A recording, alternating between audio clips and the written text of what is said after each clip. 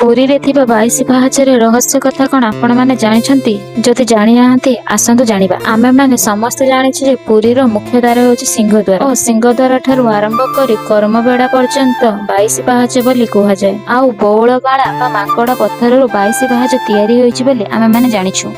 किंबदंती अनुसार भानुदेव नामक जड़े निसंतान राजा थिले। से जाम्बदेव को आराधना करी गोटे सुंदर पुत्र संतानटी पाइथिले। से जेतेबेले तांको पुत्रर जातक तयारी करिया पई जाइथिले सेतेबेले से जानिले जे तांको पुत्रर आयुष मात्र 22 वर्ष। ओ से पुणी जाम्बदेव को आराधना कले। जाम्बदेव तांको आराधना रे संतुष्ट होई तांको आदेश देले जे से श्रीमंदिर 22 पाहाच निर्माण करिवे। भानुदेव तांकर आज्ञा मानि 22 पाहाच निर्माण करथिले और से 22 पाहाचरे नहीं तांको पुत्र को गड़ाई देथिले। सेथिपई आसुथबा समस्त भक्त और श्रद्धालु माने निजे 22 पाहाचरे गड़ी निजर आयु वृद्धि करंती।